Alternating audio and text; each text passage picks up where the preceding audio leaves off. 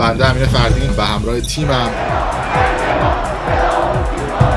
اینکه علا برکت الله، ولی اگه اینجوریه چرا دلار 4750 تومان؟ سلام جام جهانی. متهمان خانواده بنیتا جشن تولدی که ناتمام. جعبه سیاه کشتی را برنامه اینترنتی پشت پرده. برای تیم پشت پرده نه اصلاح طلب مهم هستش و نه اصولگرا. ما به بالهای سیاسی اصلا اهمیت نمیدیم. پشت پرده. شما کامنت ببندید ممنون میشم. بستم کامنت رو. خب میفهمید. زم بذارید من زم و فقط پروندهشو سریع ببندیم بریم یه مسئله مهمتر داریم. آقای زم این کینه از 9 سال 10 سال پیش مونده بود تو ذهنش، اومد با خبری که شما کار کردید بدون سندم کار کردی، فقط بر اساس اینکه بله یه پولی رو من جمع کردم و ندادم، همین تا همینجاش درسته. اما اینکه به چه دلیلی درست یا غلط من خودم دارم واگذار میکنم به قانون. خبری که شما پوشش دادی رو اومد ورداشت، به اضافه دروغی که محمد جواد صبحانی گفت از سر موضوعی که خودش میدونه چیه و من تو آنتی معاند جدید با سند رو میکنم. یه آقای فقط کد میدم، دوست علی پرژک و یکی از بزرگان این نظام. خب دوست علی پرژک یکی از بزرگان این نظام بود، به من زنگ زد از ایران، واتساپ داد بهم، گفت میدونی این آقایی که کنارش ویدیو میگیری کیه؟ گفتم ساشا صبحانی. گفت خب پروندهشو میدونی چیه؟ گفتم نه. گفت میدونی داره اسمتو خراب میکنه؟ میدونی این آدم چیکارا داره میکنه، چیکارا کرده و به چه دلیلی کم مدت ایران نیومده فراریه؟ گفتم نه. فقط تا این حد بگم که پرونده محمد جواد صبحانی یکی از پرونده‌های بسیار مهمش دست قاضی مقیسه بزرگواره. چه پرونده‌ای؟ حالا من رو میکنم، من مستند رو میکنم، فقط تا همین حد بهت بگم که یکی از مهمترین پروندهاش دست قاضی مقیسه است. شما میدونی قاضی صلواتی، قاضی مقیسه و قاضی عموزاد سه تا از قضاتی هستن پرونده‌های بسیار مهم عجیب غریب تو شعبه این بزرگواران رسیدگی میشه. درسته؟ دادگاه انقلاب. ببین جرم این آقا یا اتهامش چی بوده که تا الان 2 سال حبس خورده؟ به چه دلیل الان محمد جواد صبحانی ایران نیست و مدتی ایران نمیاد؟ خب اینو بعداً بهش میپردازم. منم عادت ندارم چرت و پرت بگم بدون سند. من چرا اومدم، شما فکر کنم ناراحتم شده بودی یه اسکرین شاتم گذاشتی که این افشانی باز یه چیزایی گفته. من می‌خواستم ببینم رو پرونده یکی شروع کنم. شاید اگر پرونده شما رو شروع می‌کردم به 2 تا مورد می‌رسیدم، ولی قطعاً 2000 تا مورد از محمد جواد صبحانی دارم. من خودم تازه فهمیدم اسم اصلیش محمد جواد صبحانیه، به دلیلی که خودم یکی از شاکیاشم توی دادسرای ناحیه 1 به شماره پرونده 970 318. اینم دارم میگم که اگر خواست وکیلشو بفرسته ببینه عنوان شکایت من چیه. خب خودم شاکی خصوصی اون آدمم به اضافه شاکی خصوصی هایی که داره و 2 تا از دوستای صمیمیش که هم خونش بودن اعلام آمادگی کردن که تو برنامه من شهادت بدن. حالا آقای سر سوزش جان اون دوست عزیزی که از ایران به من زنگ زد منو خیلی آگاه کرد، چون بسیار مهره قدرتمندیه. من الان شاید نتونم اسمشو بگم، ولی اگر جایی بخوان من اسمشونو میارم. گفتن ایشون یه همچین پرونده‌ای داره، فاصله بگیر، این همون آدمیه که اینجوری لایو گرفته بود. جان چه پرونده‌ای؟ حالا میگم، من الان اینجا دیگه نمیگم، سوخت میشه. بذار برنامه‌مو بسازم، اجازه برنامه‌مو بسازم، حتما یه بخشایشم به تو میدم. گفت این آقا همون آقاییه که میگفتن آقازاده‌ای که حاشیه ساز و پر حاشیه و فلان، پشتش اون خانم اوریان بوده. پانی رو میگیرم قابل توجه دوستان رد میکنه. جواب نمیده که بیارمش بالا. کی آقای صبحانی، ساشا صبحانی رو من دارم تلفنش رو میگیرم. محمد جواد صبحانی. بله محمد جواد صبحانی تلفن منو رد میکنه. بله محمد جواد صبحانی داره میبینه فکر کنم لایو و خوشش هم نمیاد، چون هر سری که من یه موضوعی میپردازم بهش برمی‌داره یه چیز دیگه میگه. دوستان گوش بدید آقای صبحانی. من دبی هم اینجا واتساپ فیلتره نمیتونم صحبت کنم. اوکی بله. خب حالا گوش کن. شما که ژورنالیستی، افشاگری آیا اینه که فیلم خصوصی کسی رو پخش کنیم؟ این افشاگریه؟ نه من خودم واقعا گوش کن. افشاگری اینه که تو مملکت خودت نباشی که نتونن بگیرنت، بعد دوربینتو برداری هر چی دوست داری بگی. این افشاگریه؟ اگه مستند باشه چرا که من الان تو ایران تو کشور خودم دارم برنامه‌ای میسازم که هر کی از من شکایت کنه باید برم به قانون جواب بدم. درسته؟ پس اگر من میخوام برنامه‌ای در مورد گندکاری‌های آقای محمد جواد صبحانی یا پرونده‌هایی که داره صحبت کنم، پای مسائل قانونیش هم هستم. درسته؟ پس چرا اون نمیاد ایران؟ جرأت داری بیا ایران از من شکایت کن اگه من دارم دروغ میگم. ولی اینکه تو رفتی اونجا مردم صفحه‌سازی بشه 100% این کارو میکنن. اصلا خودش برای من انگیزه شد که پروندهشو دست بگیرم، چرا نمیاد ایران؟ چرا الان 7 ماه ایران نیست؟ چرا فرار کرده؟ همه بیادبی هستی، گفتی من به هیچ کس بیادبی نمی کنم. یه تیکه از لایوتون رو با این آقای شورتی برای من فرستادن، داشتیم میگفتین ساشا زر نکنه، نم زر بکنه. دیدی پس من بیادبی نمیکنم ولی زر میکنه. قطع کن، الان موضوع من این نیست. بذار توی لایو 2 نفره‌ای با خودش صحبت کن اگر خواستی رو کنی صحبت‌های اونم بشنوی، چون اصلا واقعا آدم مهمی نیست، چون یه سری از اطلاعاتشو من میدونم. من خیلی عجیب بود برام، یه سری اطلاعات به شما رسیده بود که تو کانالت گذاشتی، نوشته بودی که ساعت یکی رو برداشته به قیمت عجیب غریبی فروخته، ساعت رو دزدیده. حالا من زاویه‌ام با آقای صبحانی سر این بود. آقای صبحانی با من ساعت‌ها تلفنی صحبت کرده. بذار به دوستان بگم اینجا لایو، و من بهش هم گفتم، با منم یک بار اولین باری که با من صحبت کرد به من گفت چرا داری به من میگی فاضلاب، چرا پیج من گذاشت تو ریپورت. من گفتم آقای صبحانی به دلیل اینکه شما تبلیغ سایت‌های شرط بندی می‌کنی، خود شاهد این قضیه است. من با شما دشمنی ندارم سر این قضیه که تو هم دنبالهاش، حتی راهنماییش کردم، خود شاهده. بهش گفتم ببین تو اگر این حاشیه XYZ رو انجام بدی، خب تو حاشیه میگیری، اگر دنبال بیزینسی، اگر دنبال کار خودتی، برو دنبال کار خودت. که بعد از اون قضیه هم گفتش که آقا به خدا من نمیدونم زبان اسپانیاییم خوبه ترجمه میکنم. گفتم ببین من با یک زاویه با تو مشکل دارم، اینکه تو تبلیغ سایت شرط بندی نکنی. اگر تبلیغ سایت شرط بندی بکنی از دید برنامه پشت پرده میشی فاضلاب. و قبول کرد، گفت من اشتباه میکنم، وایسش هست، وایسش دارم که میگفت من اشتباه کردم و شما راست میگی سر اون قضیه. و بهش هم گفتم آقای ساشا صبحانی اگر شما تبلیغ سایت شرط بندی بکنی من پشت پرده خودتو رو میکنم و بحث هم همینه. و حالا کلام خود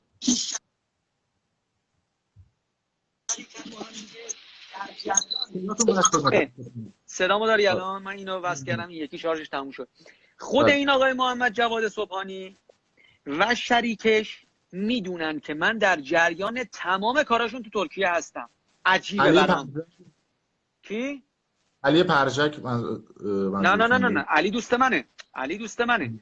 یه دوست مشترک بین من و علی بود که زنگ زد گفت این آقا این کار است و این پرونده‌های ایرانش بوده و رفته. حالا خود این آقای محمد جواد صبحانی که میاد میگه که من ترکیه هم از نزدیک دارم میبینم، خیلی عجیبه برام که عقلش کمکش نمیکنه که بگه من اونجا بودم، یه سری از کاراشونو میدونم، سرشاخه تمام سایت قمارا رو من میشناسم، میدونم کی اسکریپت سایت‌های کازینو آنلاین رو داره مینویسه، میدونم کی داره به همه رو میگم. به دلیل که اون آقای الان نمیگم، من تو برنامه خودم میگم. امین فردی من چرا باید خودمو خرج برنامه‌ات کنم؟ من تا جایی که تو از من سوال بپرسی و جواب تو بدم کافی باشه برات انجام میدم. من اونو براش برنامه دارم، من برنامه میسازم تو آنتی معاند قسمت‌های بعدیش مفصل. بذار سند دستم بیاد مثل اینا، نه اینکه همینجوری الان بیام بهت بگم. من توی گوشی من سند دارم از شریکش. افشانی داستانه که آقای صبحانی اومد یه تیکه چیز گذاشت، فیلم گذاشت، اسکرین شات نشون داد و پول تو حساب شما اومده بود. آها بله بگم بهت، حالا اینا رو من میگم، این مشکلی نیست. اون چیزی که دستش بود اسمش چی بود؟ ورودی خروجی اسکرین شات سایت شرط بندی. اسکرین شات. ببین اون چیزی که تو استوری اولش نشون داد چی بود که بالا پایین کرد نشون داد گفت ببینید این پولا رفته پولا اومده، اون چی بود اسمش؟ میدونید شما که تو داستانای سایت‌های شرط بندی و اینا هستی، از کجا میتونه دسترسی داشته باشه به ورود خروجی‌های پولایی که از اون سایت اومده؟ شما مگه حسابتون وصل بوده به سایت شرط بندی؟ نه اصلا وصل نبوده. مثلا اصلا وصل نبوده. اون چیزی که اون روز نشون داد تو ویدیوش که بعد تکذیب کرد چی بود؟ ورودی خروجی سایت‌های شرط بندی و پولایی که اومده بوده داخلش رفته بوده. پنل ادمین. درسته. پنل دست کیه؟ من جز حساب کاربری خودم اگر تو اون سایت بازی کنم پنل دست کیه؟ دست اون مافیای اصلیه، دست صاحب سایته. دقیقاً. آقای محمد جواد صبحانی در کنار شریکشون که حتما بر اساس حرکتایی که انجام داده حتما اسنادشو منتشر میکنن و تمام چتایی که موجوده، تمام ویدیوهایی که از لحظه جلساتش با همون آقای دکتری که من تو صفحه شما دیدم، تمام چتاشو بتونید. من خیلی عجیبه برام، اگر تو اینقدر قدرت داری 100% بپرداز به این قضیه. شما یه اسمایی هم آوردی که من نمیشناختم. نه داری اون چیزی که شما نشون دادی و من میبینم داری میذاری تو کانالت، من خودم من جوینم، من تو پیج شما جوینم، دنبال دارم میکنم. از زمانی که داره یه سری اخبار رو در واقع پوشش میدی من خودم حال کردم. حالا با اینکه خوشم هم نمیاد از اینکه ببخشید من اینو دارم میگم، با اینکه شما بدون سند یه سری اطلاعات از من منتشر کردی، خب من خودم ناراحتم، ولی خب جوینم میبینم چون داری در مورد خیلی از داستانا صحبت میکنی، سری شفاف سازی‌ها داری میکنی که سوال برانگیزه. نمیگم شما اون چیزایی که میگی سنده، ولی آدم به فکر فرو میبره که آقا اگر فلان وزارتخونه داره مثلا کلاهبرداری میکنه، اگر فلان کسک تو فلان سامانه داره کلاهبرداری میکنه، چه خوبه که مردم بدونن. ولی کاش سندای بیشتری رو کنید. من تمامشو هم برای دادستانی میبرم، هم برای سپاه میبرم، چون داره اسم منو خراب میکنه دیگه. مگه نگفته محسن افشانی سایت داشته این پولا رو محسن افشانی برده؟ اگه صفحه شخصی من بوده که خب پنلش دست اون آدمه، یعنی این آدم سایت داره. اگر گفتن من سایت قمار داشتم و اون پولا رو بردای من بوده از سایت، محسن افشانی صاحب سایته، من سند برای تک تک اون پولایی که اون آقا واریز کرده، شریکش واریز کرده به حساب من. ببین یه چیزی من به شما بدهکارم، درسته؟ حتما میگم من با این لایو منتظرم خودش یه اعلام حضوری بکنه، چون منو بی‌دلیل بلاک کرده. نمیدونم چرا، حتما به هواخواهی ساشا منو بلاک کرده و حتما تمام اسنادی که دارم رو میکنم منتظرم بیاد یه جوابی به من بده ببینم برای چی منو بلاک کرده.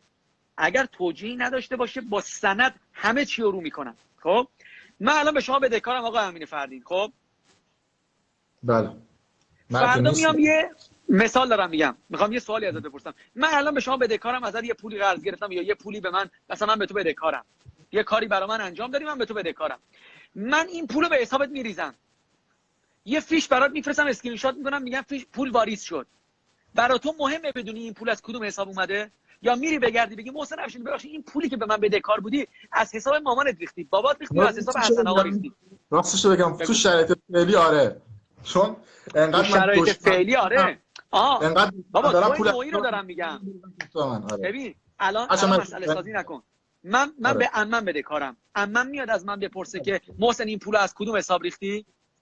اون چیزی که آقای صبحانی بهم نشون داد باعث شد من برم خودم شخصا شکایت کنم که آقا من طی طلبی که از یه آقایی داشتم که شریک این آقا طلب داشتم ازش، طلب اونم هیچ ربطی به سایت قمار اینا نداشت، سبیل میدونه. طلب اون سر $12,000 بود که من ترکیه برده بودم بابت اقامت اونجا رو. یه با بله و خیر جواب ناصر آزاد شریکشه. بذار من تو برنامه خودم مفصل بهش بپردازم. کشه یا نه؟ بذار من تو برنامه خودم مفصل در مورد این 1000 خورده نفر آدم دارن نگاه، احترام به اونا بذارید. اصلا بگو الان من تکذیب کردم، الان من تکذیب کردم، ولی تو برنامه خودم مفصل بهش میپردازم. خب بله بفهم. خب کی داره اسم میاره؟ کجا رو داری نگاه میکنی که دارن اسم میارن؟ حال دیگه حالا. خب ببین من قطعاً ببین همشون تک تک کسایی که توی ترکیه سایت دارن، تک تکشون آقا یه سند رو کن من سایت دارم، قرارداد میبندن دیگه، همینجوری سایت رو به کسی نمیدن. مگه مثلا میتونه اون کسی که سایت است با بدید دوست صمیمیتون علیشمت سایت داره؟ صداقت شما حتما بهش میپردازم، حتما میپردازم تو برنامه خودم. اینجا سوخت ندیم دیگه، اینجا خواهشاً چیزی از من نپرس که محتوای اصلی برنامه من زیر سوال بره. من آنتی معاندی دارم که تو دل یه سری قضایا بودم که فکر کنم فیوریت تو هم هست، تو هم میپردازی به سایت‌های قمار دیگه. من از اونجا که آدم کنجکاویم رفتم تو دلشون. هیچ عکسی رو تا وقتی که 10 سند نداشته باشیم اسم نمیاریم و وقتی من سند دارم امین فردی، من سند دارم از جلساتشون.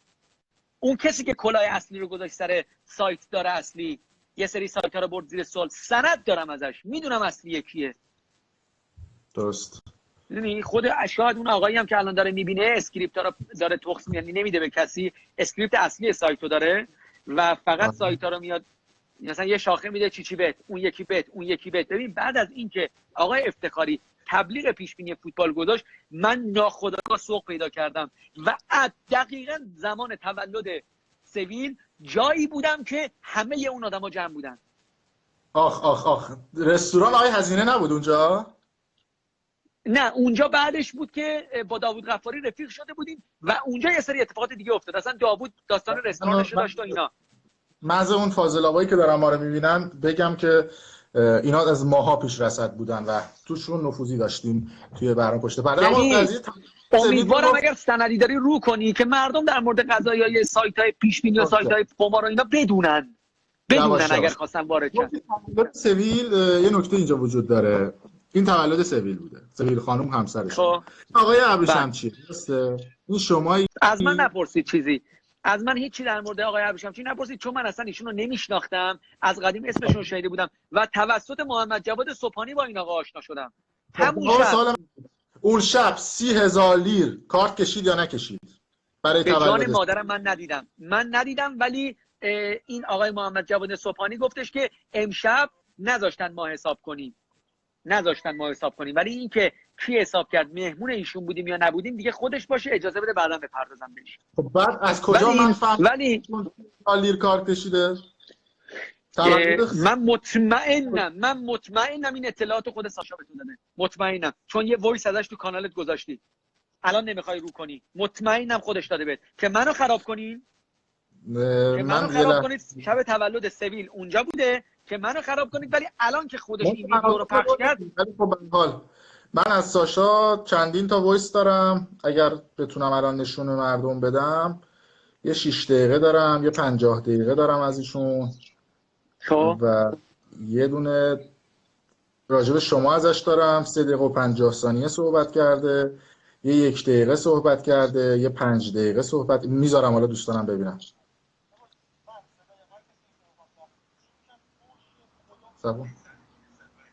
من به نشون مردمم بدم.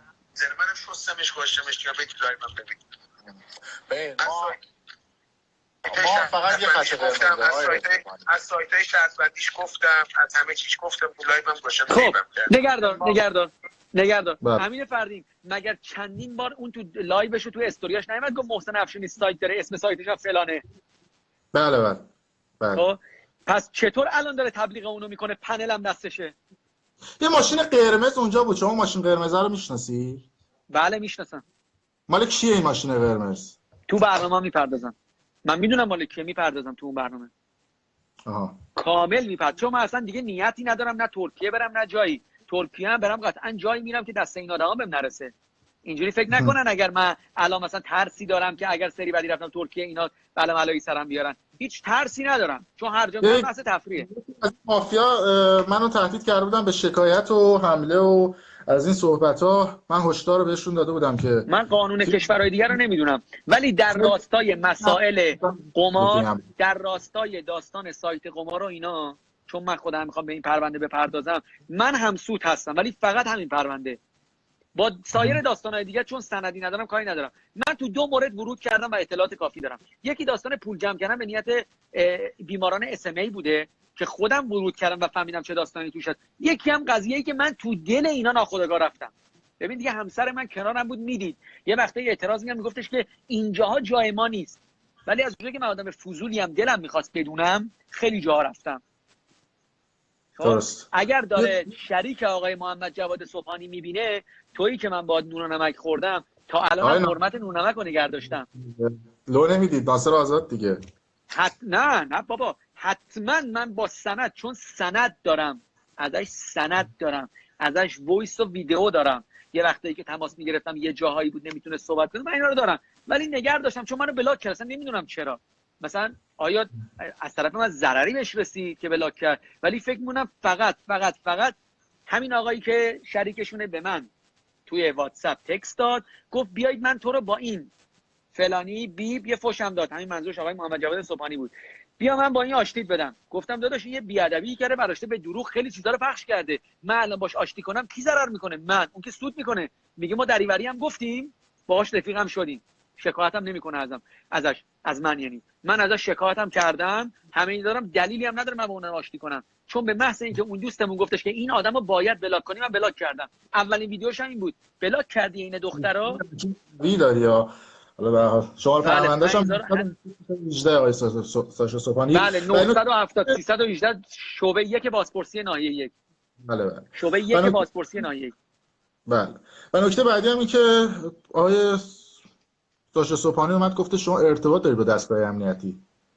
هرچند کسی ارتباط داشته باشه. بذار یه چیزی بگم، اینکه سری یکی مثل زن، یکی مثل ساشا میگن این واسه اینکه اتهام رو خودشون بردارن، میگن این وصله به نظام، بذار بگن به قرآن من از خدا وست باشم. آقا من از همین لایو دارم میگم آقایون اطلاعات سایبری سپاهین، آقای سپاه اطلاعاتی، آقای دستگاه امنیتی، بیایید از من استفاده کنید. من آدم وطن پرستیم، من تو این مملکتم دیگه، الان از من استفاده کنید. من یه عالم اطلاعات دارم. خوبه؟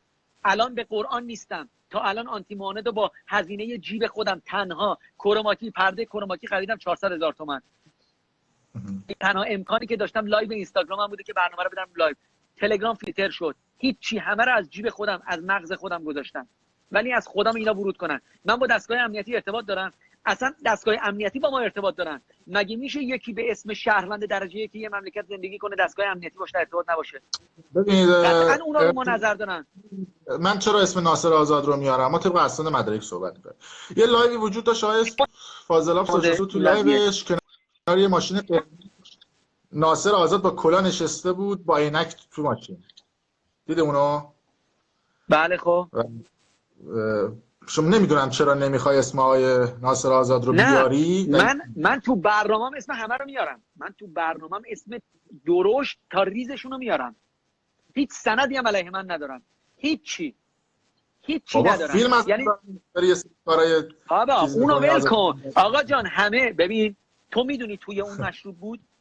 تو میدونی؟ تو از تو تصویر میتونی تشخیص بدی؟ مادرم خود سبیلم میدونه. آقا من دوست ندارم. بذار من چیزی بگم. این لایو من ایرانم زندگی میکنم. فردا هم منو بخوام من میرم جواب میدم. خب من مشروب به قرآن دوست ندارم. من تو هر مهمونی هم میرم که 60 نفر دارن مشروب میخورن، به اون بارتندرش میگم برای من آب میوه بریز. به جان مادرم، به جون سبیل. حالا مردم میخوان باور کنن من مشروب میخورم یا نه، اصلا مهم نیست. میگم به جان مادرم. چون آقا فیلم خصوصی پخش شده. تو میدونی تو اون من گرفتار این قضیه تو دبی هم شده بودم. یه ردبول دستم گرفته بودم، همه جا گذاشتن آره اون ردبول بود. من و خدای خودم میدونیم که من اصلا مشروب نمیخورم. به قرآن دوست ندارم. مشروب میخوری من نمیدونم واقعا. آقا مگه این آقای محمد جواد صبحانی نگفت من فیلم دارم از پشت شیشه؟ مگه نمیگه من فیلم دارم از پشت شیشه داری کوک میزنی؟ بگو پخش کن. آقا من دارم میگم اون فیلمی که از پشت شیشه از من داری رو پخش کن. به قرآن دروغ میگه. اگر اون آدم اون فیلمو داشت 10 باره تا الان پخش کرده بود. هیچی نداره جز اینکه از تو گوشی من براش فیلم تولد بگم زیاده. مثلا شما یاد منتشر کردی گفتی که آقای زم توی آتلیه‌اش با یه خانم عکاسی بوده، ارتباط داشته و اینا. ببین من انباریمون رو ریختم بهم. امین فردین، من حتما اون هاردایی که ببین DVR تا 1 ماه بیشتر نگه نمیداره تصاویر دیگه، درسته؟ DVR دوربینای مداربسته شخصی تو دفاتر. من تک تک بکاپ میگرفتم اون اتفاقات مهمی که تو دفتر من دزدی شد. دم دفتر منو آتیش زدن. نمیدونم همین آقای روح‌الله زمی که میومد اون اتفاقات رو رقم میزد، من اونا رو گلچی توی یه هاردی ریختم. اون موجوده. من الان دارم ادعاشو میکنم امین فردین یه روز با حضور آقای اون روح‌الله زم که توی دفتر من اون اتفاق با اون خانم عکاس بنده خدا رقم زدن و حتما رو میکنم. اگر خودم هم نتونم رو کنم حتما تحویل دستگاه امنیتی میدم و یه عکس پخش میکنم فقط دور کله روح‌الله زم رو یه خط میکشم که بدونن من اون فیلمو دارم.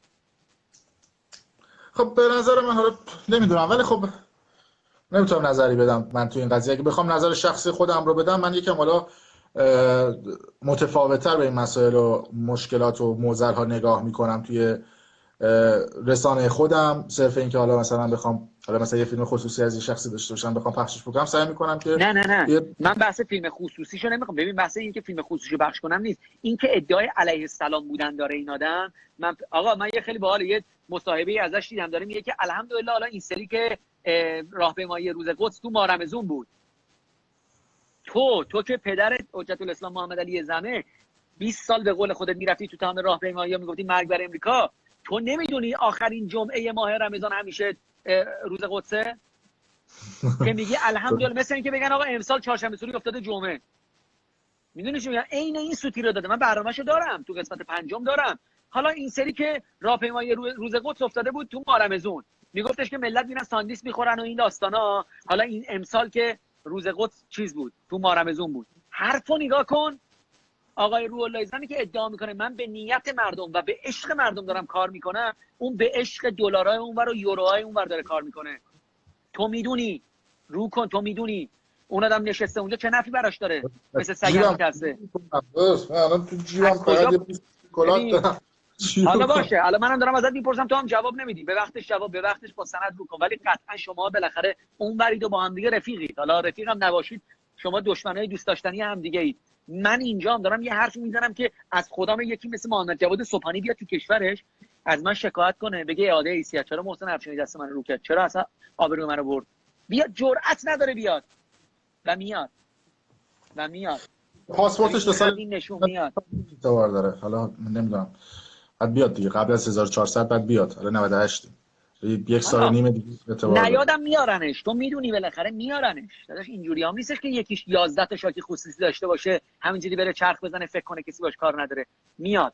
یه راهش هم بگم خیلی شیک، بعدی از ایشون نداریم، اطلاعات خوبی داریم. من یه اشاره‌ای هم کرده بودم، قضیه بعد نیست حالا اینجا بهش اشاره بکنم، امیدوارم خودش بیاد جواب بده. اینکه رفته بود یه ساعتی مال یه خانم به اسم مریم ترقی رو فروخته بود. حتما تو بهتر از من قضیه رو باید بدونی، چون این بله قضیه اونم رو جریانش 4-5 نفر بیشتر نمیدونم. من حالا به واسطه حالا اتفاقات این قضیه رو میدم. یا یه دوست دختری داشته آقای ساشا صبحانی، بیاد خودش این قضیه رو تعریف کنه. ما معمولا حرفایی که میزنیم بعد خودش رو. یه دوست دختری داشته به اسم هدیه 11000 لیر فکر بله می‌کنم. دوست سبیله، بله دوست خانوممه. بله خب 11000 لیر از این خانم حسابی فکر کنم 11000 دلار 11000 دلار همون ما میگیم 11000 دلار 11000 دلار. حالا دیگه من اینا رو با سند حالا رو میکنم دیگه، اگر خودش هم بپذیره بیاد با سند بگه، چون شکایتاشون رو انجام دادن. ببین این آقا پاش شده رفته اونور، فکر میکنه دست کسی از این ور بهش بند نیست، هر چی دوست داره میگه، سر هر کی هم میخواد کلا میذاره. خب سر هر کی هم دلش بخواد کلا میذاره، اسم دفتر گردشگری و بیاید اقامتی و فلان اینا میذاره. کو مگه تو بیو اینستاگرامش ننوشته بود که شرکت خصوصی ساشا سهامی خاص بیاید اقامت چیچی و فلان فلان؟ چرا یهو داستان شد سایت پیش بینی قمار و چیچی و این داستانا؟ بیوشو عوض کرد. اگر ادعاش میشه یه کار آبرومند خوب داره، من پولامو دارم از این راه در میارم، من اینجا چیچی گردشگری دارم، بیاید دفتر اقامتی دارم، چی شد که یهو دستش رو شد؟ فکر کنم تو حالت عادی نبود، یهو اومد گفتش که بیاید برید تو این چیچی بیت شرکت کنید پول خوب ببرید. حالا تا جای اینجا از خودش اصلا میگه من نمیفهم، از خودش از بغل دستیش، از صاحب سایت، از همه‌شون مدرک دارم، از همه، از پشتیبانای سایت، کسایی که میشستن پشت دستگاه جواب میدادن الان این پول نیامد تو حساب، از همه. ممکنه فردا دستگاه امنیتی من ببرن تا اینم اطلاعات داری. دوست دارم بیان ببرن آقا، بیان ببرن، حداقل یه جا من این اطلاعاتو بذارم، فقط برنامه‌شو نسازم. کاش اجازه بدن این آنتی معاند ادامه پیدا کنه برای همه، نه فقط کسایی که خارج از ایرانن دارن هارت و پورت میکنن، حتی داخل ایران. یعنی من این اجازه رو، این مسئولیت رو داشته باشم، امنیتم برقرار باشه، بیام کلاهبرداری شرکت‌های داخلی هم رو کنم، بهم پرونده بدم، من برنامه‌شو اجرا کنم. ما نداشتیم تو جمهوری اسلامی همچین برنامه‌ای. درسته؟ ولی خب شما بعضی از چیزا میپری دیگه. حالا ما نمیدونیم دیگه. اون قضیه 30000 لیر رو نگفتی که 30000 لیر چیه؟ همون کارت کشیده بود تو تولد. به قرآن نمیدونم، به قرآن نمیدونم، چون اول محمد رضا هم دوست منه، بالاخره باش نونمک خوردم، من تو خونش رفتم. خب این که اگر این اطلاعات رو از محمد جواد صبحانی گرفتی که مطمئناً دروغه، مطمئن، اما اگر از همکارات رفقات گرفتی 100% درست. اگه خود محمد جواد صبحانی اومده بهت گفته ایشون شب تولد خانم محسن افشانی ما رو دعوت کرده بود و انقدر کشید، بدون ساشا صبحانی 100% دروغگوه، فقط می‌خواسته منو خراب کنه، به تو یه اطلاعاتی بده بذاری اونجا که منو خراب کنی. اما اگر از کس دیگه منابعمون رو لو نمیدیم، یعنی از جایی هم که خبری گرفته باشیم نمیگیم، چون این قانون ماست، به خاطر که به تامین جون طرف باشه. چون ما همه خبرهایی که تقریبا مطرح می‌کنیم حالا در بازی شما کجا گرفتی؟ اینکه شغلش چیه، کارش چیه، اون موقع اونجا چیکار، اصلا میدونی از کجا من خودم هم شک کردم که محمد جواد صبحانی ورداش اون استوریشو پاک کرد و یه فیلم نصفه گذاشت. خب به هر حال ما رصد می‌کنیم این افراد رو دیگه. ببین من یه چیزی شما بگم در خصوص استوری افراد، من به هیچ عنوان اینستاگرام نمیرم. ما یک ربات تنظیم کردیم، یه نمونه از رباتشو من دارم توی کانال تلگرام خودم. به معنی که بعضی از افراد رو ما روشون فوکوس می‌کنیم، اتوماتیک هر پستی توی پیج خودشون بذارن یا استوری بزنن، اتوماتیک یه نسخه‌اش برای من میاد، کپیش. یعنی تا اگر یک ثانیه هم بذاره پاک بکنه، یه نسخه‌اش میاد ربات تلگرامیه که من نصب کردم رو شماره خودم و میگیرم و بعد از اون آنالیز می‌کنیم همه این صحبت‌ها رو. و افرادی که توی ویدیوها میذارن و بارها هم اتفاقات افتاده که من یه سوال از خودت بپرسم، شما خودت برای حرفات چه سندی داری؟ شما چون آلمانی بالاخره به هر کی بپری یا به هر کی بپردازی یا پرونده هر کی بخوای رو کنی، مثلا من الان از ایران بخوام تو شکایت کنم، من نمیتونم شکایت کنم. این چه رسانه‌ایه که یه طرفه میپردازه؟ خب چرا یه طرفه میپردازی؟ یا حداقل درست بپرداز، یا اینکه شما پاشو رفتی آلمان نشستی دست کمی از دور از جونتا، دست کمی از ساشا صبحانی برای من نداری، چون اون بر نشستی میپردازی به فقط مردمن که باعث میشی تحریک شن و یه فکر غلط بکنن. من جز محدود خبرنگارهایی هستم، به جرئت میتونم اینو بهت بگم که شماره شخصی منو همه دارن. همین الانم هم تو لایو اعلام میکنم برای دوستان، هر کی دوست داشته باشه شماره من داشته باشه 2049 159 0142 69 78. خب این شماره موبایل منه. اینو عکس 90% کسایی که برام پشت پرده، به خاطر اینکه من یک ارتباط مستقیم با آدم‌ها دارم. یا آیدی تلگرام من همین فردین پشت سر هم. این ارتباطات رو انقدر من زنگ میزنن از همه جا و من جواب میدم. ببینید شما کدوم خبرنگار رو میتونی پیدا کنی که شماره موبایلش رو داده باشه به مردم؟ باشه خیلی خوب، تو خبرنگاری هستی که ایران نیستی. 8 تا خارج از کشور. باشه. من دارم میگم یه چیزی بگو قلب من آروم شه. تو خودت چه سندی برای حرفات داری؟ ببینید ما وقتی که ما کدوم حرفمون تا الان دوتا شده؟ کدوم حرف دوتا شدن نیست، بحث اینه که وقتی به یه موضوعی میپردازی مردم باید از کجا به تو اطمینان داشته باشن. شماره پرونده شکایتی تو بهت گفتم. خب یه استوری راجع به من گذاشته بودی، من اومدم تو کارا شماره پرونده هم گذاشتم. درسته یا نه؟ تا زمانی که منو دعوت نکنن، توضیحات منو نشون قراری صادر نمیشه. ضمن اینکه اون دستگاه قضایی ترنوور حساب منو داره، چون من پلیس فتح برای یه شکایت دیگه رفته بودم. اون مأمور محترم گفت شما یه شکایتی داری، اینم CD حسابات از بانک تجارت. خب یعنی وقتی حساب منو داشته باشن و عدد اصلی و دقیق و قاضی پرونده بدونه چیه، چطور 650 میلیون وثیقه همون لحظه صادر میکنه که توضیحات منم نشیده؟ شما به قانون اشراف داری، سر در میاری قطعا. آقا محترمانه متهم یا شاکی رو دعوت میکنن، احضارش میکنن، میگم یه توضیح بده. همون لحظه که برای قاضی توجیه پذیر نباشه. من خواهرم و دومادمون جفتشون دکترای حقوق دارن در ایران و استاد دانشگاه است و کاملا مسائل و مباحثی که مطرح میشه به هر حال خواهر من به هیچ عنوان توی مسائل من دخالت نمیکنه. میگه تو یک جهش سیاسی داری و من این جهش سیاسی تو دوست ندارم و دموکراسی در خانواده ما برقراره. ممکنه یه تفکری من داشته باشم که برادر من، خواهر من یا مامان من دوست نداشته باشه. این امر طبیعیه. همونجوری که خودت وایس گفتی بابات یکم مثل این که زیاد با تفکرات رفتار تو موافق نیست. نبود. بهش درستو بخون. بله. و به همین طریق به حال بحث تفکرات دیگه. ولی من روی بعضی از مسائل میشونم با خانواده‌ام، با خواهرم، با دومادم مشورت میکنم.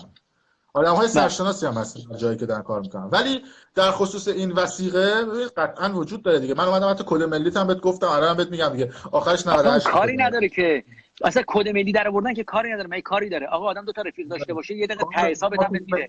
کاری نداره. میدونم در آوردی از چی؟ مطمئنم خانواده اون بیمار بهت دادن. خودت هم در نیاورده باشی. من کاری داره. اون عکسی که گرفتن، اون عکس از کجا آمده؟ تو که نگرفتی. مستقیم از بانک محرمانه میشه میره رو پرونده. ما هیچ اون وسط نیستش که ورداره یه عکس بگیره برای تو بفرسته. شما بگم شما اون اطلاعاتو از خانواده اون بیمار گرفتی. 90% رو گرفتی. ببین اصلا بحث اطلاعات از اون خانواده گرفتی. و من اصلا شکایت نمی‌کنم، چون اونها دنبال حقشونن. اونها احساس می‌کنن حقی دارن، اونها دنبال حقشونن. اما شماره ملی من کجاست؟ آدرس اصلا چی شد برای پشت پرده این قضیه رو رسانه‌ای برد جلو؟ خب یه تفکری ما داشتیم. این تصمیمی که تیم گرفت و خیلی از دوستان فکر می‌کنن که همه کاره منم، من هکرم، من فلانم. نه، اصلا اینطوری نیست. من فقط خبرنگار برنامه هستم و سیاست‌گذاری‌ها رو من انجام میدم. متن وایس‌ها، اجراها، سوالات. اگه توجه کرده باشید من مدام سرم توی لپتاپم 3 تا گوشی دارم و مدام تیم داری. آره. خب دارن لایو زنده نگاه میکنن و سوالات رو سریع برای من میفرستن هر جایی که چیز باشه. علاوه بر اینکه من خودم هم مثل چیزها رو نوت برداری کردم و مردم میتونن ببینن نوت‌های من رو در خصوص همه اتفاقاتی که وجود داره. اما مسئله‌ای که وجود داره این هستش، چون قضیه هلما از ابتدا رسانه‌ای شده بود، ما نیت رو برای این گذاشتیم که تا انتها رسانه‌ای باشه. خیلی خوب باشه. حالا اوکی، من یه سوال کردم که ازش فرار کردی. من پرسیدم که خب ما از کجا به تو اطمینان داشته باشیم، یا اگر خبر دروغی بری من دسترسی به تو ندارم. کما اینکه الان چون اون آدم خارج از ایرانه داره هر چی دلش میخواد میگه. ببین من یه خبرنگاری هستم، خب که رسانه‌مو 5-6 ماه آغاز کردم در دنیای خارج از کشور. در خارج از ایران، در داخل ایران هم که رزومه من مشخص بوده و خیلی راحته برای دستگاه اطلاعاتی هم گرفتن. یا امین فردینی حالا وجود داشته به اسم و فامیلی که خیلی حالا رو اسم و فامیل منم شک دارم، بذار شک داشته باشه، اصلا ما به قضیه کاری نداریم. منم دوست دارم این شبهات باشه، اصلا قرار نیست که هویت اصلی من کسی بدونه. اما داستان این هستش که من از اعتبار خودم مایه گذاشتم. اگه من یه بار، دو بار، سه بار دروغ بگم، دیگه بار چهارم کسی حرف منو گوش نمیده. من چرا شما رو موبایل بحث احقاق حق رو من دارم میگم. آقا شما یه مطالبی رو اون اوایل علیه من منتشر کردی که من اگه می‌خواستم ازت شکایت کنم دسترسی بهت نداشتم. من بحثم اینه. ببین اوکی شما اخبارت 99% درست، ولی خواهش میکنم شما که ژورنالیست واقعی هستی، مثل زم نیستی، حداقل اگر علیه کسی میخوای پرونده بدی با خودش هم یه ارتباطی بگیر، بگو من اینا رو دارم، اگر توضیحی داری بده، من ضمن توضیحات تو خبر برم که اگر یه روز دروغ گفت توضیحات قبلیش به پرونده اضافه بشه. افشانی میخوام آره بحث یه چیزی دیگه است، نمیخوام من اینجا از رسانه خودم دفاع کنم. من طبعا تایم زیاد دارم، لایو زیاد دارم، میتونم تو لایو تایم‌های خودم از خودم دفاع کنم، اما میخوام اینجا بحث خودمون پیش بگیرم. اما اینجا توضیح به حال شما گفتی. ببینید بحث اینه که من سعی میکنم همه چیز رو با اسناد مدارک نشونه مردم بدم، ولی همیشه هم این قضیه وجود داشته. اما من آدمی نیستم که الان اومده باشم نشسته باشم جلوی دوربین کار رسانه‌ای بکنم. من میگم تیم دارم. یه دفعه فکر میکنم تیم داشتن مثل این میمونه که 6 7 تا تصویربردار داشته باشی، 2 3 تا صدابردار داشته باشی، پرده کروماتیک. نه، ما حرفمون اینه که میگیم آقا تیم داشتن به اتاق فکره. من یک امکانات من چیه؟ من روز اولی که استارت زدم برنامه رو با یک لپتاپ و 2 خط گوشی و یک تیم قوی آغاز کردم و تفکرم این بود که مردایت حرف من رو قبول بکنن، نه اگه قرار باشه من و تو هم 200 میلیارد تا کنه. بعد کاشف عمل اومده که معلومه اصلا شما منتشر می‌کنم که الان داره ضرر میده و فلان می‌کنین، اصلا تو کانال پشت پرده میذارم و میدونم داره چه اتفاقات پشت پرده من و تو میفته. حتما به زودی مستعد قسمت دوم برای ولی حق میگم که آقا ما اگر راجع به شما داریم صحبت میکنیم، من میگم آقا من یه روز نیست که تو کار رسانه‌ام 10 سال دارم کار رسانه‌ای میکنم. آدمی هم که نمیذارم طرف برای خودش فرصت ماسمالی پیدا بکنه یا فرصت جوابیه. یه جا میزنم حق میترکونم، نمیرم به طرف بگم آقا من اسناد ازت دارم بیا بهت بگم مثلا اینجوری دیگه تو کار ما نیست. انقدر از این کار نمیگم بیا باش توی دست برو نه چی من ازت اینا رو دارم چی داری. آقا علی شما یه همچین اسنادی هست، این حق خودم. الان شما در مورد من رفتید، من میگم کاش برای من اینجوری میکردی. افشان اینجا من شنیدم که شما کلاهبرداری کردی، از این پولا دزدی کردی، ندادی. چیه قضیه؟ من میخوام دزدی رو پوشش بدم، کلاهبرداری رو پوشش بدم. توضیحات منو میشنوی، میبینی نه دزدیه نه کلاهبرداریه. میگی آقا این آقایی که پولا رو نگه داشته سر اینه، کاش اینطوری میشد. مثلا همون اما اگرایی که به من میگفتی، منم اون اما اگرا رو دارم به تو میگم. اشکال نداره، حالا اصولتی بوده. به هر حال آقای محمد جواد صبحانی به زودی داستاناشو من رو میکنم، به زودی بذار هر چی دوست داره بگه. این افشاگر فیلم خصوصی پخش کردن، اینکه دزدی کنه از گوشی من فیلم شخصی برداره ایردراپ کنه واسه خودش، بعد بگه فیلمشو من دارم افشا میکنم، افشاگری میکنم، هر چی هم دوست داره از دهنش در میاد میگه این افشاگری نیست، نه ارجیف گفتنه. به زودی هم باید در محکمه پاسخگوی همه اینا باشه، چون من اینجام. حتی تنها سند حقانیت حرف من اینه که آقا من تو ایرانم، من اینجام دیگه. من که فرار نکردم مثل تو پاشم برم روسیه چرت و پرت بگم یا پاشم برم دبی دریوری بگم. بیا من اینجام، من دارم برنامه میسازم. برنامه ساختن اینجوری نیستش که من یه دوربین بذارم هر چی دلم بخواد بگم. من برای موضوع اطلاعات شما من میگم که کسی که در ترکیه سایت قمار بخواد داشته باشه باید طبق قوانین ترکیه یک مبلغ میلیاردی توی حسابش باشه برای داشتن سایت شرط بندی طبق قوانین کشور ترکیه. این حقوقی من به من گفتن و من لینکش یک بار گذاشته بودم، ولی برای بار دوم میذارم که این کسایی که میان توی ترکیه میگن ما سایت شرط بندی داریم و فلان اینا، محض اطلاعشون شما باید بیش از 500 فکر میکنم 500 میلیون تومان باید تو حسابتون باشه. و اخبار جالب‌تر هم به شما بگم که افرادی که توی ایران دستگیر شدن در حال حاضر در خصوص سایت قمار، طبق اطلاعاتی که تیم امنیتی برام پشت پرده من دادن 37 میلیارد تومان گردش مالیشون بوده. بله آمارشون رو دارم. من امروزم یه جایی بودم که سوال کردم چطور شما درگاه میدید به اینا؟ یا آقا یارو میاد با کپی شناسنامه کارت ملی یکی میگه تو خونه بشین مایی 3 میلیون تومان بهش میدن، ولی بدبخت نمیدونه که به اسمش رفتن درگاه گرفتن، داره با درگاه به اسم کارت این خانوم داره کلاهبرداری میشه، داره سایت قمار داره، طرف داره اکانتشو شارژ میکنه. این یه خورده ریشه‌ای تره، یه خورده داخلی تره. ببین یه حسابی توی ایران داره شارژ میشه با یه حجم بزرگی از بانک سامان. من همین الان منبعش رو گذاشتم توی کانال تلگرام به دوستان برم ببینم. طبق قانون کشور ترکیه کسی که مدیر سایت شرطمندیه باید 500 میلیون دلار در حسابش برای سایت شرطمندی موجودی باشه. خب اینا رو که قطعا اون آدمایی که من میشناسم ندارن و نداشتن. خب یک نفر داره، یک نفر همه این پولو داره که اسکریپت سایت قمارم نوشتن و همه اینایی که به اسمای مختلف دارن چیچیبت و چوچوبت و این داستانا رو دارن تبلیغ میکنن، اینا همشون زیر شاخه اون اصلیان. زیر شاخه شون پورسانت میدن در خصوص این سایت ها. جان میدونید چقدر بهش پورسانت میدن در میدونید چقدر به این کسایی که تبلیغ سایت شرط بندی میکنن چقدر پول به خودشون داده میشه؟ ببین 50% تا اونجایی که میدونم و سایت برمیداره برای پشتیبانیشو، نمیدونم عواملشو، همون درگاه گرفتن و اینا 50%شو، اون چیزی که من گرفتم از اونجا 50% برمیدارن، 50% هم میدن به اینایی که خودشون میرن تبلیغ میکنن. جان خودت پول گرفتی یا خبر گرفتی؟ خودم پول گرفتم. میگی من گرفتم. هم خبر گرفتم، خبر گرفتم، هم آمار در آوردم، هم خبر گرفتم. 50% از سایت، از چی کمیسیون سایت برمیدارن. 50% مال اونی که سایت داره، به اصطلاح 50% واسه اون اصلیه. یعنی فکر کن اگر الان 1000 تا سایت قمار باشه. خب آقای داوود غفاری همون هزینه، آقای داوود غفاری یا هزینه چند وقتی پیش به من یه خب صدای من میاد؟ خب آقای داوود غفاری آقای خب آقای هزینه چند وقت پیش به من یه وایس داد و حرف جالبی زد. من دوست دارم دوستان این وایس رو گوش بدن. یه اسم سایت پیدا کن، پنلش و رنگش هم پیدا کن، بگو به من بگو اسم سایت تمام بذارید این یه پنل بهت بدم با 50% سود، 50% رو بازی کن میبینی.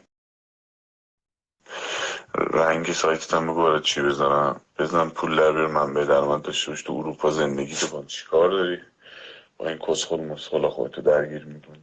بله نه اونایی که بیادبی 50% نذار لطفا، برای من اینجا چیز داره. حالا من نه که فوش لطفا نذار. دیگه مون دیگه دیگه آخرش من نمیدونم، من ریشه تر دارم نگاه میکنم. امثال کسایی که سایت گرفتن زیادن، شاید 1000 نفر، شاید 2000 نفر، ولی مهم اینه که این 2000 نفر مثل چیز میمونه، آدمایی که مسئول مارکتینگن، مثل ویزیتور میمونن. هر کی بره هر تبلیغی بکنه، سود اصلی رو کی میبره؟ اون سایت داره، اون بالاییه، سود اصلی رو اون میبره. حالا تو کن 10000 نفر که این قضیه رو دیرتر اعلام بکنی، هر روزی که اسامی و اسنادی که داره دیرتر منتشر بکنی، خیلی ضرر میکنن. بله خیلی ضرر میکنن. من وایسادم اطلاعاتشو جمع کنم و مستند رو کنم. من دسته‌نام آقای امین فردین، من تو ایران یه نفر آدمم دارم برنامه میسازم. من هیچ تیمی، من اون اتاق فکری هم که تو داری رو ندارم. من اون 3 تا آدم 4 تا آدمی که دور تو رو ندارم. من یه آدمم با یه دوربین، با یه دوستی که تدوین میکنه کارمو، تیزر میزنه، ویژوال افکتمو انجام. همین. متن با خودمه، تصویربرداری با خودمه، نمیدونم هزینه استودیو با خودمه، خرید پرده کروماکی با خودمه. میدونی دارم از جیب میخورم. من این تیمو ندارم. من وایسام همه اینا رو مستند بگیرم. من اگر یکی بود همه این کارامو انجام میداد، من فقط متن میگرفتم میرفتم سریع ضبط میکردم. سرعتم پایینه، اطلاعات بالاست، سرعتم پایینه. دسته‌نام چون همه اینا رو من با سند و مدرک دارم. حالا اون آقایونی که اونور رفتن سایت دارن بیان اینجا از من شکایت کنن، بگن آقا طبق این سند این قرارداد ما با محسن افشانی داریم. یه قرارداد دیگه هیچکی نمیاد پول مفت بده اگه من سایت داشته باشم. سایت رو روی قراردادی میدن به یکی. بله درسته؟ بیاد بگن آقا قرارداد محسن افشانی توافقنامه‌اش با ما، ایشون سایت داره. ولی محمد جواد صبحانی، ببین من با زمم که شروع کردم، چون حساب کتاب شخصی باش داشتم به خاطر دروغایی که گفته بود از قدیمش، من با این زم اون داستان شخصی رو داشتم. 20% 80% به خاطر اینکه داره چرت میگه. صبحانی هم مثل همون آقا، من الان باش تصفیه حساب شخصی دارم که میپردازم به پروندهش. اگر نه امثال محمد جواد صبحانی زیادن. حالا میگه اسمشو ساشا، من نمیدونم چرا میگه ساشا، خوشش نمیاد از اسمش، نمیدونم چیه، یا میخواد اسم دومی داشته باشه پیداش نکنن. این محمد جواد صبحانی امثال این آقا زیادن که کلاه خیلی‌ها رو برمی‌دارن از این مملکت میرن. من 11 تا شاکی خصوصی که من میشناسم. ببینم حالا کیا موافقت میکنن بیان رونوشت محکومیت‌های این آقا رو به من بدن، پرونده هاشونو بدن، عین چیزایی که میدونن رو بیان بگن. من تا جایی که بتونم از کسایی که از این آقا سند دارن دعوت میکنم، تو لایو هم دارم میگم هر کی محمد جواد صبحانی رو میشناسه و ازش ضربه ای خورده سندی داره بیاد بده، بیاد حداقل 4 نفر دیگه درگیر نشن، چون این آدم خودش رو ثابت کرده یه پولی اما میپیچونه میره اونجا زندگیشو میکنه. 4 نفر. یه چیز خیلی جالب، یه خاطره شخصی بیدنی، یه دوستی داره به نام دنیل، این آقا آلمانیه، سویل هم شاهده، آقای ابریشمچی هم شاهده. یه شبی به من گفتش، انگلیسی باهاش صحبت میکرد، میگفتش که چرا پولتو نمیای تو بانک‌های ایران سرمایه گذاری کنی؟ میگه خب چه سودی برام داره؟ میگه که بنفیتش 80% پر مانت، 18% در ماهه. به من فارسی گفت محسن بگو آره، به جان مادرم به جان مادرش، اون که دروغ میگه من بلد نیستم.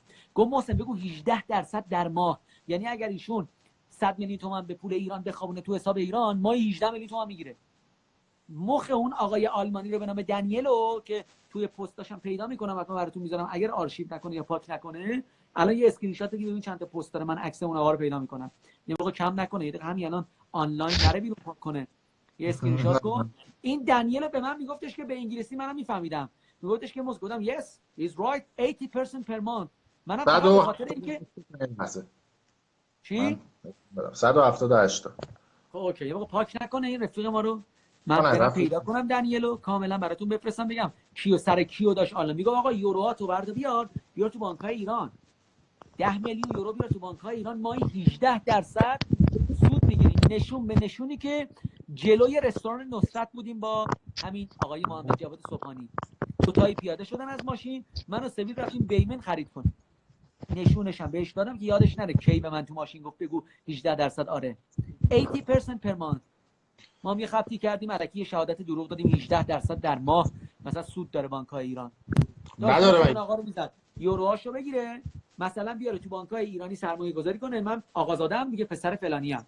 ببینین همش به جان مادرم امین فردین، یک ماه پیش همین موقع خیلی از دوستانم میگفتن چرا این محمد جواد صبحانی داره این فیلم‌ها رو علیه تو میده، این دریوری‌ها رو میگه. گفتم این خط این نشون به مرگ عزیزام قسم، اگه 2 هفته دیگه این آدم تبلیغ سایت قمار نکرد، من سند دارم از شریکش که بغلشه، اون گفت داره سایت میگیره، سند دارم روی چت واتساپ، سند دارم نشون میدم حتما. میدونی چی میگم؟ گفت داره سایت میگیره. گفتم این آقا داره سایت میگیره، اخ خداش سینا ولی الله بیاد در موردش حرف بزنه، اخ خداش سالومو بگه بیاد بالا. 20 کی بود، 20000 نفر بود صفحش، الان شده 80 90 کی 100 کی. خب خیلی دیر وقته اینجا دیگه، ساعت 1:30 شب، هم خسته ایم.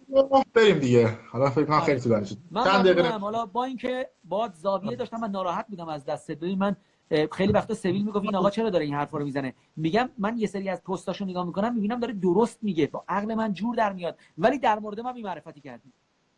کاش کاری که آقای مجری شبکه 2 کرد، کاش کاری که شاهین صمدپور کرد و با من میکردی، یه ارتباطی میگرفتی، میپرسیدی این قضیه چیه. من چون هیچ امکانی برای ارائهش ندارم جز قانون. چون که بعد منتظر واکنش بقیه باشید. اما در خصوص اون یه مورد دیگه هم بود، من گذاشته بودم توی کانالم نظرسنجی شد، اینم بد نیست بهش بپردازیم. داستان حاشیه‌ای عکس اون شورت و اینا که تو استوریتون بود. خب نه اون که اصلا فتوشاپ بود. میدونی کی هم کرد؟ من از پیج افشون هم شکایت کردم، ولی خب پلیس پتا نتونست بگیردش دیگه به دلیل اینکه خارج ایرانه. من شکایتم هست، شماره پرونده من برات میارم، اگر اینجا نباشه شماره پروندهمو قطعا بهت میگم که پرونده مختومه شد. چون گفتم آقا این صفحه اولین بار از من گذاشتین داستانو، من که میدونم من نذاشتم. این که یه شب میخوام صبح بلند میشیم میگیم توی صفحه آدرس میدن میگن محسن افشونی دیشب گذاشت ترسید پاک کرد، همون عکسو با صفحه تو هم میشه کرد. میدونی دیگه فتوشاپ کاری داره بیان اون آیدی تو با اون 3 مین 1 مینو بذارن بغلش بگن صفحه امین فردین بود پاک کرد. اون کاملا فتوشاپ بود و اون پروندهش هم خب مختومش رو تموم شد رفت، اونی وجود نداشت. حالا این آقای محمد جواد صبحانی هم که الان داره مانور میده رو محسن شورتی، من یه برنامه‌ای دارم میسازم به نام شورتکات برای این آقا. بله من شورتی هستم، این شورتکات رو برای این آقا من شورتکات میزنم به تمام اتفاقات گذشتهش که مردم هم شورتکات بزنن به حرفاش، ببینن کی داره راست میگه کی دروغ میگه، کی به چه دلیلی از ایران گریخته فراری شده. من که اینجام آقا، من اینجام، من ایرانم. برو شکایت کنی منو بگو، شماره ملیم هست، همه چی هست. شکایت به نظر من ملاک نیست البته. خب به هر حال سعی می‌کنیم حالا نه ببین یه ارگان قانونی داریم، یه سازمان قانونی داریم، دستگاه قضایی داریم که اگر من چیزی رو به دروغ بگم، اتهامی به کسی بزنم، میتونه رسیدگی کنه. زمان میبره ولی رسیدگی میکنه. من خودم 10 تا پرونده شاکی بودم، رسیدم. اسم یکیشون هم بیارم، برادر بله های فوتبالیستمونه که همین الان جام جهانی داره بازی میکنه، برادرش متهم منه، 2 سال حبس با 74 ضربه شلاق داره، خودش هم میدونه. بسیار آدم قویه برادرش. به اسم برادرش یه سری توهینا روا داشت به ما. 8 ماه گذشت از اون قضیه ولی مجرمیتش رو ثابت کردم و اجرای احکام هم اتو شده، داره اجرا میکنه. رو وثیقه‌اش اقدام کردم. 2 سال حبس به خاطر تهدید و فحش و توهین. من این نکته هم راجع به هم حالا بد نیست. این عکس رو شما نگاه بکنید. این عکسی که من الان اگه بتونید ببینید، بله این نکاتیه که آقای ساشا صبحانی، آقای دکتر در ترکیه و اون خانم میدونن. من 3 تا کد دادم، حالا بعدا خودشون میان جواب میدن. تبلیغ 3 شهروندی هم کرد. من گفتم من همسو با جریاناتی که شما داری پوشش میدی در خصوص قمار هستم، چون من خودم اینجا قطعا میخوام برم پاسخگو باشم به این نهاد نظارتی. اگر الحمدلله الان پلیس فتح دست گذاشت داستان سایت قمار و سپاه داره یه اقداماتی میکنه، من اعلام آمادگی میکنم که بهشون اطلاعات بدم. مردم بدبخت میشن. 100% پولش دست کیه؟ دست مردم، جیب 4 نفر. اگر 10,000 نفر شرکت کنن تو این سایت‌های قمار، 113 میتونی زنگ بزنی گزارش بدی.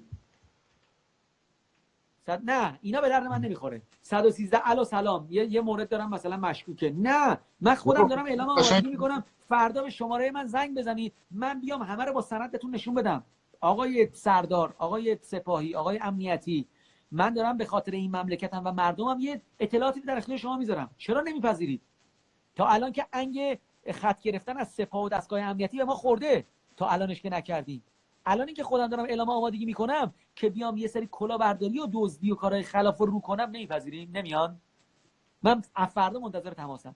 ضمن اینکه با رونوشت این نامه‌ای که به آقای جعفری دولت‌آبادی زدم، حتما دنبال این داستان بیماران اس‌ام هستم که یه کار درست براشون انجام بشه، نه کاری که به یه شکل دیگه پولی جمع بشه ولی اونجایی که باید بشینه نشینه. این دو مورد الان حیثیت منو برده زیر سوال. درسته. ما تقریبا سعی کردیم که بیش از 2 ساعت با شما تو لایو باشیم. سعی کردیم همه موضوعات رو بپردازیم. دوستان هم توی تلگرام سوال دادن. خیلی از دوستان میگن بعضی از موضوعات مجهول موند. موکول کردید به برنامه خودتون و جدا بیا با هم دیگه صحبت کنیم، چون تو لایو هم نمیگنجه. خیلی‌ها ترافیکشون نمیکشه که مثلا این ویدیو رو ببینن. وقتی مثلا یه شیت قطع شد،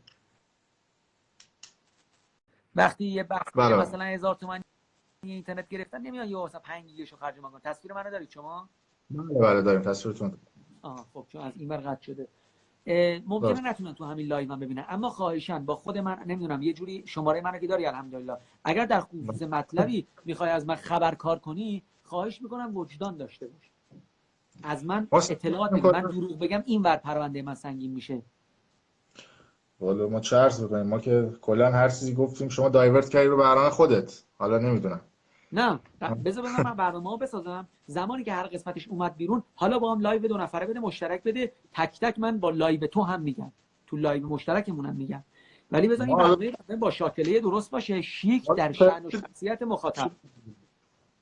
حله. مرسی از اینکه این انگیزه رو در من به وجود آوردی. یا او گفتی که در خصوص مسائل اخیر یه لایو بریم، منم دیدم یه بررسی کردم، دیدم چیز بدی نمیتونه باشه اگر یه لایو مشترک بریم. میکنم ما به شما گفتم من نه با شما زاویه‌ای دارم رو مسائل فقط رو 2 موضوع با شما زاویه دارم، رو بحث سایت‌های شرط بندی و هلما و بحث ویانا. حالا خانواده ویانا مثلا بار آخر میگم من سایت شرط بندی ندارم، هیچ سایتی بنده ندارم، هیچی، و تمایلی هم ندارم. مثل اون آقای محمد جواد صبحانی نیستم، همون موقع فیلمش هم اومد بیرون. آقا من یه چیزی بگم در مورد این محسن افشانی، ایشون خودش سایت داره، سایت فلانو داره، بعد پولشو از اینجا در میاره. 2 روز بعد عنوانش این بود آقازاده دروغگو کم حافظه. 2 روز بعد اومد گفتش که بچه‌ها این سایت فلان. افشانی شما دست کمی از حاشیه‌ها نداری دیگه. ببین شما مثلا دوست دارم، من اصلا زندگیم بر اساس حاشیه است. بحث اینه. ببین من یه دقیقه یه چیزی سرچ بکنم، اگر چون سعی میکنم مستند صحبت بکنم چون توی باکس خودمه. اگر نیومد دیگه ببخشید دوستان. یه جوری بگو 2 دقیقه بیشتر وقت نداریم. الان از تو اتاق فرما میگن 2 دقیقه بیشتر وقت نداریم. اوکی. یکی بحث این بوده که شما با نمیدونم سامی بیگی رفتی توی آنتالیا یه دونه لایو یه دونه ویدیو استوری گذاشتی توی کنار ساحل، بعد گفتی سلام ایران در خاک. نه گفتم چیزی انزلی، نه اصلا ما انزلی آره لوکیشن هم زدم انزلی به دلیل اینکه سامی بیگی دوست داشت، دلش برای ایران تنگ شده بود ولی نمیتونست بیاد ایران. ما هم یه شوخی کردیم. حالا اگر این شوخی من می‌دونم نتیجه داره، چون خیلی دایرکت دادن که آره ما که فهمیدیم اینجا انزلیه، باشه یه سری گفتن آقا خوش اومدید بیاید پیش ما هم بیاید. قطعا امثال سامی بیگی نمیتونن بیان ایران، میتونن بیان ایرانو نمیتونن دیگه فعالیت کنن. اعلام میکنم میان. نمونهش محمد خردادیان چند سال پیش اومد، دارم آمارت. خیلی ببین منظورم بابت فعالیتشونه، اومد و رفتن که بالاخره اینجا به دنیا آمدن، اینجا شناسنامه داشتن، کارت ملی داشتن، پاسپورت ایرانی دارن. حالا الان درسته اونور زندگی میکنن. منظوری که طرف واسه حیات زندگی خودش میدونه اگر ایران بیاد نه از ایران میتونه فعالیت کنه، یه مدتی هم که بالاخره ممنوع الخروج تا پروندهش رسیدگی کنن. درسته؟ بحث این که ممنوع الخروج باشن نیست. بحث شوخی کردیم. ببین حواله کرد به برنامه خودت، فعلا متهمی تا ندرو کنیم. تفکر ماست. باش. اگر نظرت متهم من اوکی. حل. من خوشحال شدم با آشنا شدم، ولی خواهش می‌کنم در خصوص پوشش دادن هر نوع خبری که می‌خوای منتشر کنی وجدانم در نظر بگی. ضمن اینکه من ایمان دارم رسانه تو همین پخش می‌کنیم. اصلا تعارفی نداریم. به خود حرف آخرام میزنم. من ایمان دارم، اطمینان دارم رسانه تو یه 80-90% بهتر از رسانه‌های دیگه داره خبر تولید میکنه. باز حداقل شما یه سری واقعیت‌ها رو پوشش میدید. من برداشت شخصیمو دارم میگم. من تا جایی که تازه فاضلاب هم خطاب کردم ایشون رو، خودش هم میدونه. گفتم چون تبلیغ پرونده بقیه ندارم، من خودم تا جایی که بتونم بهشون میرسم. اما خیلی عجیبه، من خیلی دیدم دارم تبلیغ میکنم، ولی خواهش میکنم وجدان رو در نظر بگیر. تو خیلی از جایی که داری خبرسازی میکنی، یعنی خبر پوشش میدی. مرسی، ممنونم. ارزی نیست، ان شاءالله میبینیم. خبر رسید، نمیدونم راسته یا نه. گفتن که امیر تتلو نمیدونم اتفاقی براش افتاده، مثل اینکه همین الان بذارید من همین الان بگم، همین الان مثل اینکه اتفاق خاصی برای امیر تتلو افتاده. پیجش رو نمیدونم حالا اگه دارن دوستان. اونم من باش درگیر بودم، اونم یه مثلا اتفاقاتی بینمون افتاد که تو دایرکت حل و فصلش کردیم. اونم پسر مؤدبیه، همون جوری که من تو یه سری از اتفاقات زندگی مسیر رو اشتباه رفتم، اونم اشتباه است. ولی خب پسر خوبیه، پسر خوشقلبیه. امیدواریم که اتفاق خبری برای من فرستادن، حالا نمیدونم چقدر تایید یا تکذیب، ولی خب تو صفحه خود امیر فردین ببینید دیگه، اگر خبری بود تو صفحه فردین پیگیری کنه. aminfardin.live از صفحه است. بله. aminfardin.live این صفحه ایشونه، اگر خواستید اخبار باشین از ایشون بگید. سپاسگزارم. نه تو کانال تلگرام میتونم ببینم، پشت توی بیو من هست، میتونم برم تو کانال تلگرام همه اتفاقات رو ماجرا میذارم. سپاسگزارم، براتون بهترین آرزو میکنم. ممنونم، شب بخیر. خداحافظ. خداحافظ.